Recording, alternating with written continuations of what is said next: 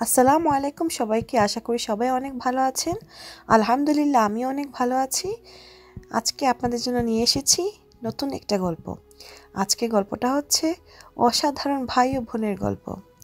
আশা করি আপনাদের অনেক ভালো লাগবে। ভালো লাগলে অবশ্যই লাইক ও কমেন্ট করতে ভুলবেন না। তাহলে চলুন গল্পটা শুরু করি। রানা বাবা মায়ের একমাত্র আদরের ছেলে, আর রাত্রি হলো তার একমাত্র আদরের ছোট বোন। সারাদিন দুষ্ট মিষ্টি ভালোবাসায় কাটে এদের দিন।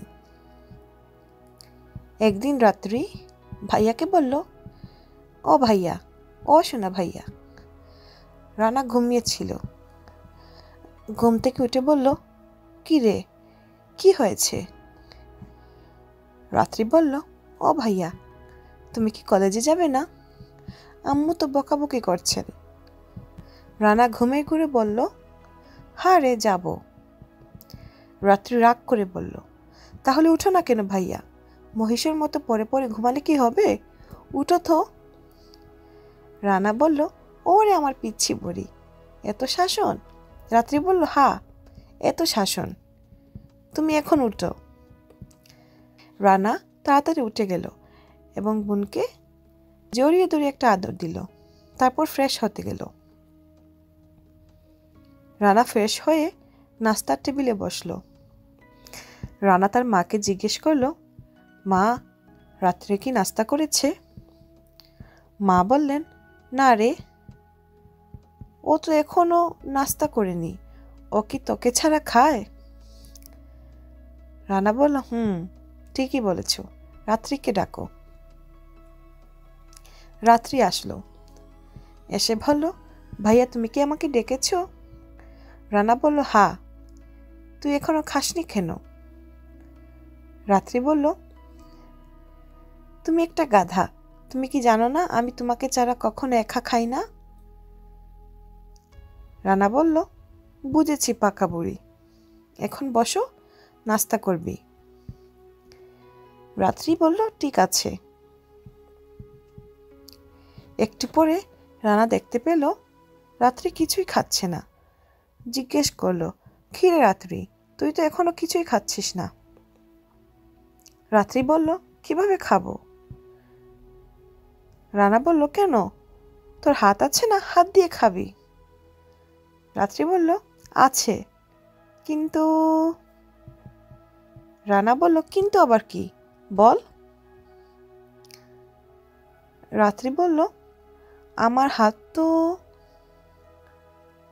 রানা বলল, দেখি দেখি তোর হাতে কি হয়েছে। রাত্রি বলল, না না ভাইয়া, কিছু না, কিছু হয়নি। রানা হাত দেখে চিৎকার করে বলল, আল্লাহ রে, এটা কিভাবে হলো? তোর হাত এতখানি পুড়লো কিভাবে? রাত্রি বলল, দূর ভাইয়া, এইটুকু কিচ্ছু হবে না। রানা বলল, আজকে আর কলেজে যাব না। মা, ও মা, এদিকে আসো, তাড়াতাড়ি আসো। মা এসে বললেন, কি হয়েছে? রানা বলল, মা, রাত্রির ভাত কিভাবে পুড়ে গেল? মা বললেন, আর বলিস না, রাত্রি সকালে এসে আমাকে বলল, মা, আজকে আমি ভাইয়ার জন্য রুটি বানাবো।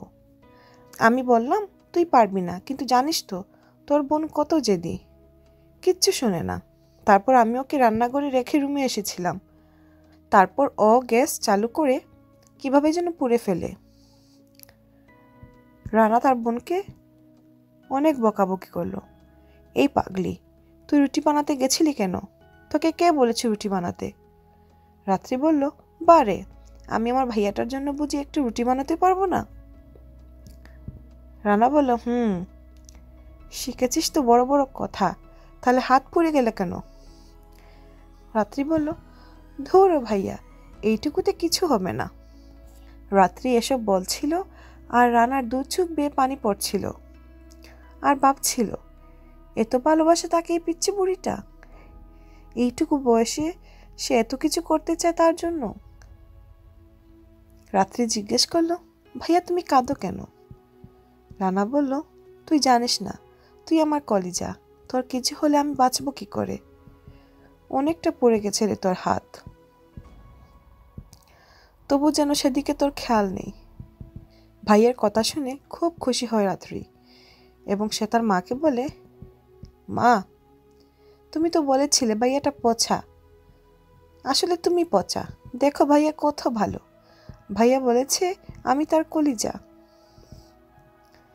রানা রাত্রিকে বলল, তুই আর কোনোদিন রুটি বানাতে যাবি না। রাত্রি বলল, আচ্ছা ভাইয়া, আমি যাব না। তুমি কাঁদবে না আর প্লিজ ভাইয়া, আমার লক্ষ্মী ভাইয়া। রানা তার মাকে বলল, মা, তুমি আমাকে আগে বলোনি কেন এই কথা? মা বললেন, তোকে বলিনি কারণ তুই আবার চিল্লাচিল্লি শুরু করবি, কান্না করে দিবি। রানা বলল, মা, তুমি খেয়াল রেখো রাত্রে যেন আর কখনো রান্নাঘরে না ঢুকে। আর রানা তার বোনকে বলল, এই বুড়ি চল, তোকে ডাক্তারের কাছে নিয়ে যাব। রাত্রি অভিমান করে বলল, এই গাধা, আমি বুড়ি না, তুই বুড়া। তারপর রাত্রি আর রানা তার ডাক্তারের কাছে যায়। রানা অনেক ভালোবাসত তার এই ছোট বোনকে। রাত্রি সামান্য কিছু হলেই রানা অনেক কান্না করত। এভাবে চলতো তাদের ভাই বোনের পবিত্র ভালোবাসা। একদিন কিছু একটা নিয়ে মা বাবার সাথে ঝগড়া হয় রানার। সেদিন রানা সারাদিন বাসায় ফেরেনি। বাসায় না ফেরার কারণে রাত্রিকে অনেক চেষ্টা করে একটিবারের জন্য খাওয়াতে পারেনি তার বাবা মা। সারাদিন ও কান্না করেছিল আর চিৎকার করে করে বলছিল, তোমরা সবাই পচা, তোমাদের জন্য আমার সোনা ভাইয়াটা চলে গেছে, তোমরা যাও, আমার কাছ থেকে সবাই যাও, কেউ আসবে না। তারপর তারা অনেক চেষ্টা করে রাত্রিকে খাওয়াতে পারেনি। অনেকটা রাত হয়ে গেলে সবাই ঘুমিয়ে পড়ে, শুধু এই পাগলিটা ছাড়া। পাগলিটা সারাটা রাত ভাইয়ের আশায় জেগে থাকে।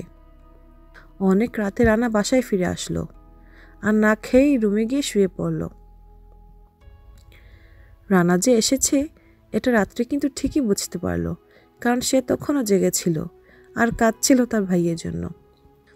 রাত্রি দ্রুত টেবিল থেকে এক প্লেট ভাত নিয়ে রানার রুমে গেল আর বলল, ভাইয়া, ও শোনা ভাইয়া। রানার একটু একটু ঘুম পাচ্ছিল আর ঘুমঝরিত কণ্ঠে বলল, কি রে বুড়ি, কিছু বলবি? রাত্রি কাঁদতে কাঁদতে বলল, ও ভাইয়া, তুমি কোথায় ছিলে সারাদিন? রাত্রির কান্নার শব্দ শুনেই বিছানা থেকে লাফ দিয়ে উঠে রানা। এই পাগলি, তুই কাঁদছিস কেন? আর তোর হাতে ভাতের প্লেট কেন? রাত্রি কান্না করে করে বলছিল, আমি ভেবেছিলাম ভাইয়া তুমি চলে গেছো, আর সারাদিন তো মনে হয় কিছু খাওনি, কারণ তুমি আমাকে না খাইয়ে দিয়ে আগে কিছুই খাও না। এরপর রানা রাত্রির হাত থেকে ভাতের প্লেট নিয়ে টেবিলে রেখে রাত্রিকে জড়িয়ে ধরে কাঁদতে থাকে আর সাথে রাত্রিও কাঁদতে থাকে। রানা বলে, আমি এই আমার পিচ্ছি বইটাকে রেখে কোথাও যাব না। আমি জানি তুইও সারাদিন না খেয়ে আছিস, কারণ তুইও তো আমাকে ছাড়া খাস না। তারপর রানা নিজের হাতে রাত্রিকে খাইয়ে দেয় আর সে নিজেও খায়। সকালে মা রাত্রিকে বিছানায় না পেয়ে খুঁজতে খুঁজতে রানার রুমে চলে যান। তিনি গিয়ে দেখতে পান পিচ্চি বুড়িটা তার ভাইয়ের বুকের উপর ঘুমিয়ে আছে আর পাশের টেবিলে প্লেট।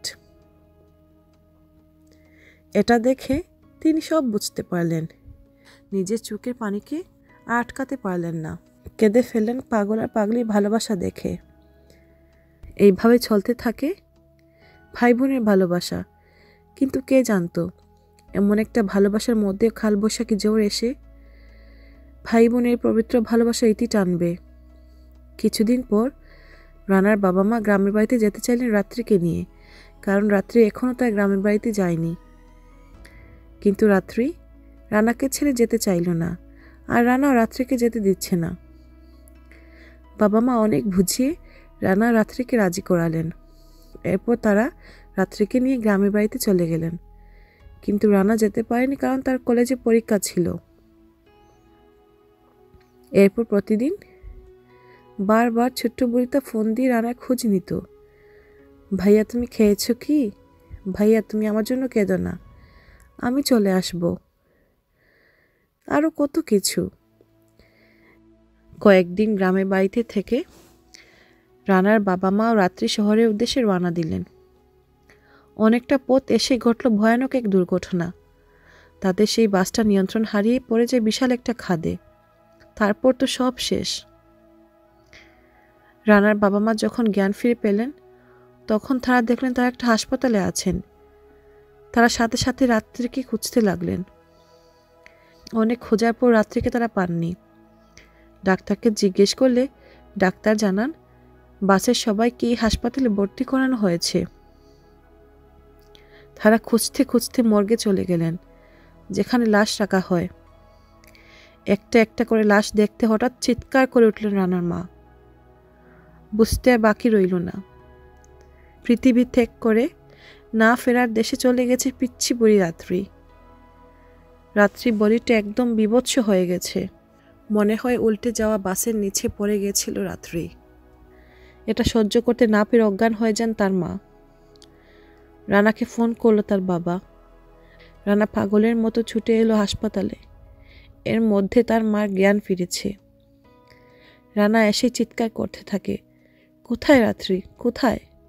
এরপর রাত্রি লাশের কাছে তাকে নিয়ে যাওয়া হলো। রাত্রিকে দেখেই হতভম্ব হয়ে যায় রানা। অনেকক্ষণ কোনো কথা বলে না রানা। সবাই ভাবল ও আবার পাগল হলো নাকি। হঠাৎ চিৎকার শুরু করে দিল রানা আর তার মা বাবাকে বলতে লাগলো, তোমরা সবাই খুনি, তোমরা খুনি, তোমরাই মেরে ফেলেছ আমার পিচ্ছি বুড়িটাকে। তোমাদের কত করে বললাম ওকে নিয়ে যেও না, পাগলিটা থাকতে পারবে না আমাকে ছাড়া, তবুও তোমরা নিয়ে গেলে আর ওকে মেরে ফেললে। ফিরিয়ে দাও আমার পিচ্ছি বুড়িটাকে। রানার চিৎকার শুনে হতভম্ব হয়ে যায় পুরো হাসপাতাল। রানা কেঁদে কেঁদে চিৎকার করে করে বলছে, কিরে পাগলি, তুই নাকি আমাকে ছাড়া থাকতে পারিস না? তুই তো আমাকে না দেখলে কেঁদে ফেলিস, তাহলে এখন ঘুমিয়ে আছিস কেন? কেন একা রেখে গেলে আমাকে স্বার্থপরের মতো? উঠ না পাগলি, আর কখনো তোকে ছেড়ে কোথাও যাব না। ও বাবা, ও মা, আমার পিচ্ছি বুড়িটা কথা বলে না কেন? ও কি আর ঘুম থেকে উঠবে না? এসব বলে আর চিৎকার করে কাঁদতে থাকে রানা। ওর কান্না দেখে পুরো হাসপাতালটা নিস্তব্ধ হয়ে যায়। সবাই কান্না করে ফেলেন। তারপরে ছোট্ট বইটাকে ছোট্ট সাদা কাপড়ে মুড়িয়ে রাখা হলো অন্ধকার কবরে। এরপর প্রতি রাতে রানাকে চিৎকার করে কাঁদতে শোনা যায়। বেশিরভাগ সে যখন খেতে বসতো আর পিচ্ছি বুড়িটাকে দেখতে পেত না তার খাবারের টেবিলে, তখন আর বেশি কাঁদে। মাঝে মাঝে রানাকে কবরের পাশে দেখা যেত। সে বলতো, কি রে বুড়ি, কিভাবে আছিস? আমাকে ছেড়ে এই ছোট্ট মাটির ঘরে তোর কি ভয় করে না? আদরের বোনকে হারিয়ে এভাবেই কাটছে রানার দিন। আশা করি আপনাদের গল্পটি অনেক ভালো লাগবে। ভালো লাগলে অবশ্যই লাইক ও কমেন্ট করতে ভুলবেন না। আর আমি অনেক অসুস্থ, আমার অনেক কাশি, সেজন্য আমার কণ্ঠটা একটু ডিফারেন্ট হয়েছে। আশা করি আপনারা ক্ষমা সুন্দর দৃষ্টিতে দেখবেন। আপনাদের সাথে আবার দেখা হবে নতুন কোনো গল্পে। আল্লাহ হাফিজ।